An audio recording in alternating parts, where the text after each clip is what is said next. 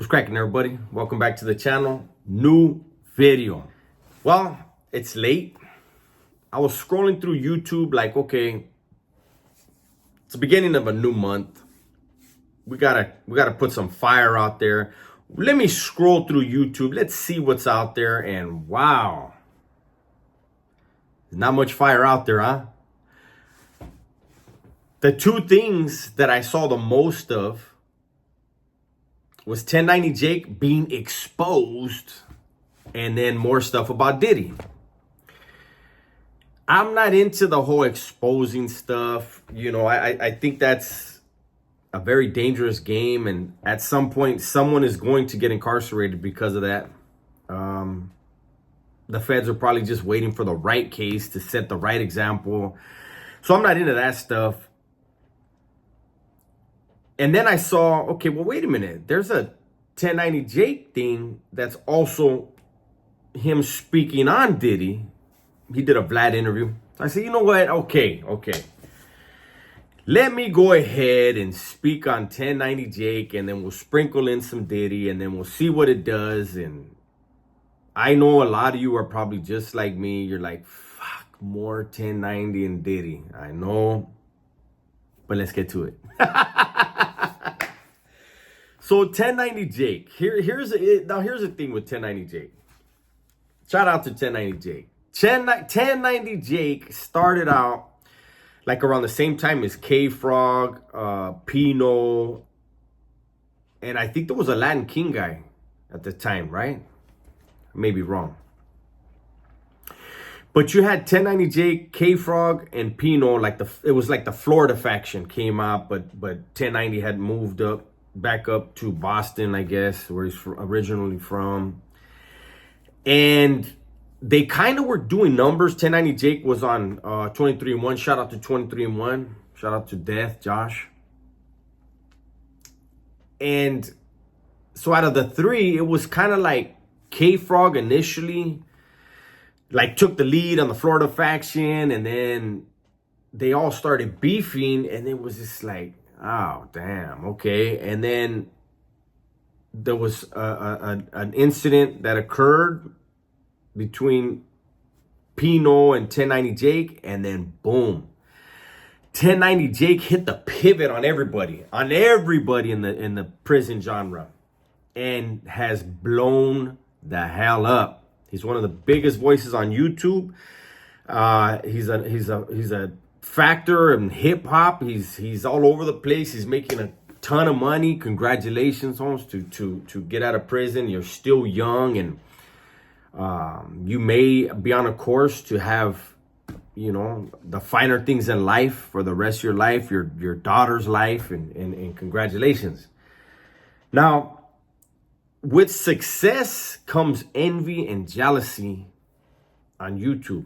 I will never understand that. My mentality has always been, when someone is successful, let me try that again. When someone is successful in your industry, in your genre, in your business, you should want to look at what is he doing right, and figure out what is he doing to get there, and then how do I put my twist on it, and how can I even perfect that? That's how you get ahead. Instead, what I've seen on social media, it's more, oh, that fool's successful? Man, fuck that dude, man. Like, what? You're not going to get anywhere doing that. Hate attracts more hate. And at first, the trolls will encourage you to hate on the next man, but then they always turn and cannibalize. They're parasites. They're parasites. They're going to thrash their host at some point. So, you know, I've seen where they put out that 1090 Jake was a snitch, and I'll keep it real. Out here in California, the inmate appeal, or the grievance, whatever, you know, over here they're called 602s. It's an inmate appeal. It's a grievance. It's called a 602. What he wrote in that would have caused problems here. But, you know, I'm not going to get into all that stuff. It is what it is. But now there's a new guy, E-Man. I don't know, he goes by another name. I swear I saw like 10 different content creators do a story on the fact that he said when he was in the county jail that 1090 Jake was looking for E-Man to get down with him. But then when he found E-Man, he found out the guy he's talking to was E-Man. He no longer wanted to fight. That don't make sense to me. So I take that story with a grain of salt, right? Like, okay, so he wanted to know who you were, and you said, no, that ain't me, but I heard of him. Why, what's up? What's going on with you and him? And he said, I'm gonna fuck that dude up, this and that. Oh, is that right? Okay, yeah. Okay, well, you know what? It is me. And then, allegedly, 1090 Jake didn't want to fight. 1090 Jake and that man know what really happened.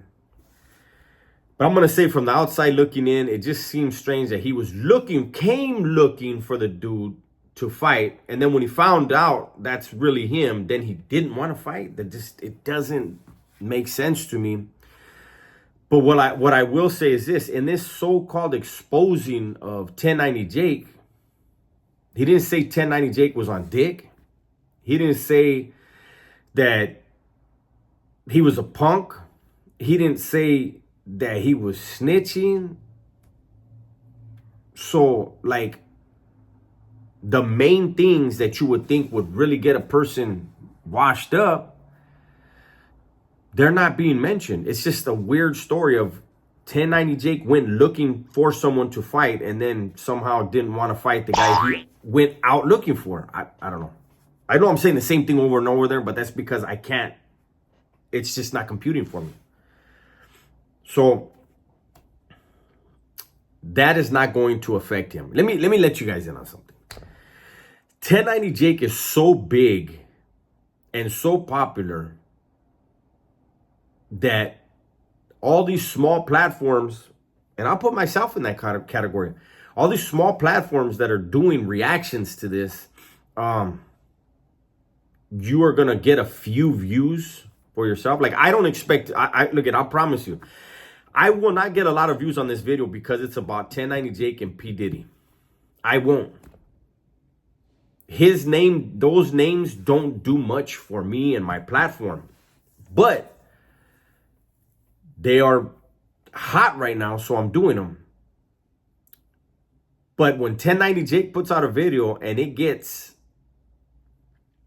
one video, $10,000 in his pocket, and he's probably banking on YouTube probably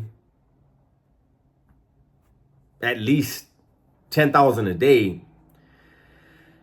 he's laughing all the way to the bank, man. And in my experience, because I get trolled a lot, hey, man, I want to do a video on these two J-Cats trolling me right now. I've had trolls for a while, right? Trolls actually bring attention to the bigger channel. The channel getting trolled, usually they come and then they stay, right? So I don't mind the trolling. It's funny. But right now, side note, there's two J-Cats that are trolling me.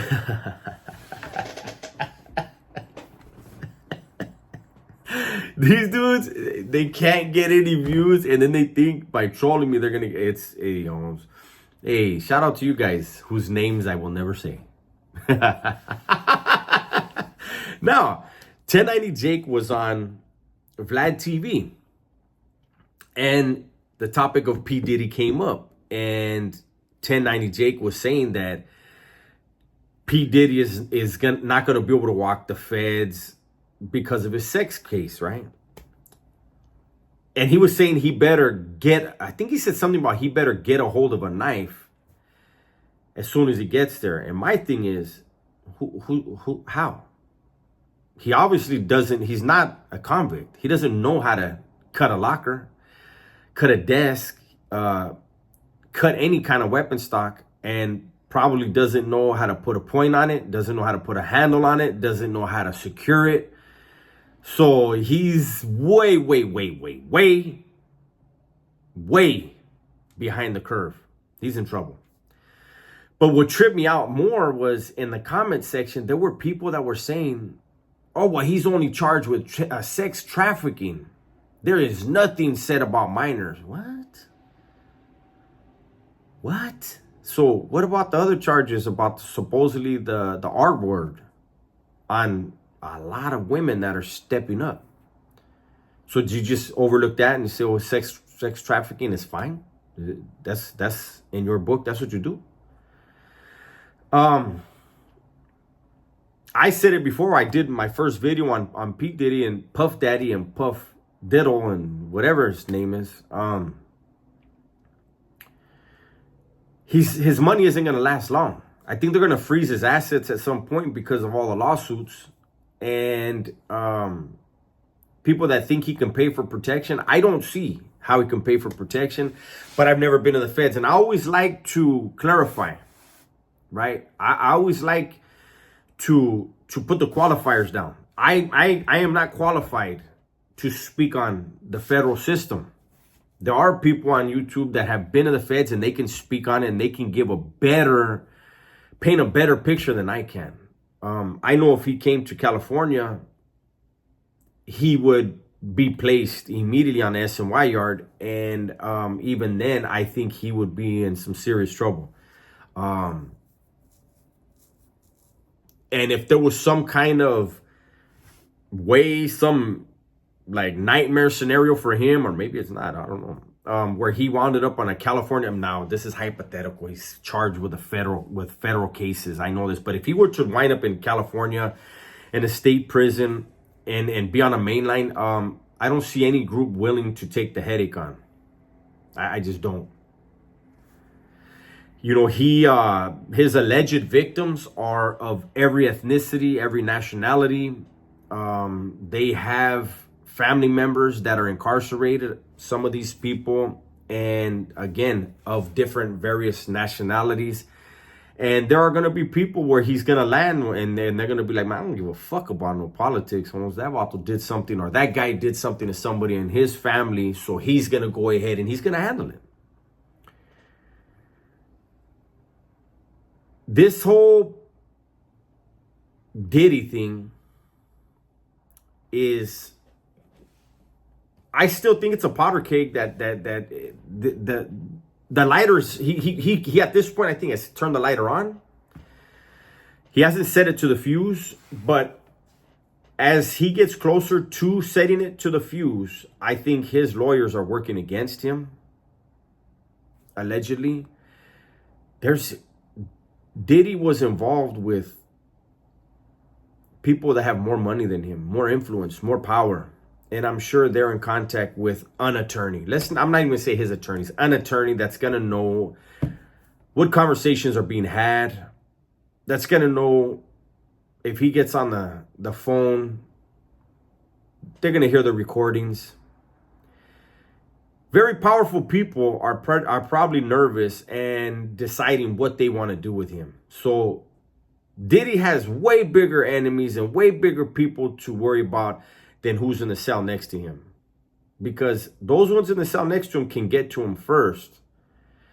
But the ones that he knows secrets of, those are the ones that can make a decision permanent. That's my video for today, man. Hopefully you guys enjoyed it. Everybody, please be safe, be smart, and tell the ones you love that you love them. I'm out of here.